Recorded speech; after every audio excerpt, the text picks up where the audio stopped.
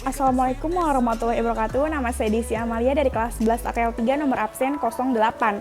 Di sini saya akan mempresentasikan atau menjelaskan materi tentang ancaman terhadap integrasi nasional.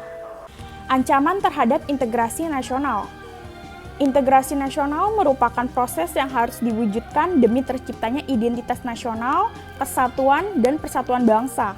Ancaman terhadap integrasi nasional terbagi 4 macam bidang. Yang pertama, di bidang ideologi dan politik, yang kedua di bidang ekonomi, yang ketiga di bidang sosial budaya, yang keempat pertahanan dan keamanan.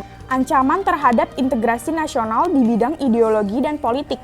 Upaya mengatasi ancaman di bidang ideologi dan politik dapat dilakukan dengan cara penguatan ideologi Pancasila. Penguatan ideologi Pancasila dapat dilakukan dengan mengamalkan nilai-nilai Pancasila dalam kehidupan sehari-hari. Pancasila sebagai ideologi berarti seluruh warga negara Indonesia menjadikan Pancasila sebagai landasan dasar NKRI.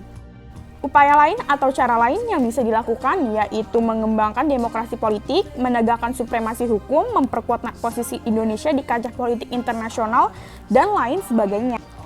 Ancaman terhadap integrasi nasional di bidang ekonomi.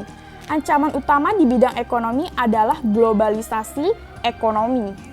Globalisasi perekonomian adalah proses kegiatan ekonomi dan perdagangan di mana negara-negara di seluruh dunia menjadi satu kekuatan pasar yang semakin terintegrasi dengan tanpa rintangan batas teritorial negara.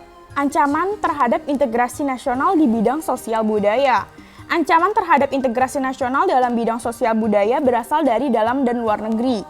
Ancaman dari dalam negeri disebabkan oleh kemiskinan dan ketidakadilan, sedangkan ancaman dari luar negeri ada kaitannya dengan peran media massa yang menunjukkan gaya hidup luar negeri yang kemudian dicontoh oleh sebagian orang.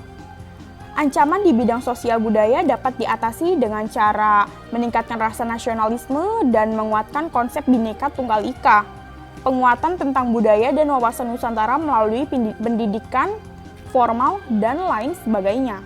Ancaman terhadap integrasi nasional di bidang pertahanan dan keamanan. Ancaman di bidang pertahanan dan keamanan dapat berupa agresi militer, pelenggaraan kedaulatan wilayah, terorisme, pemberontakan bersenjata, dan spionase.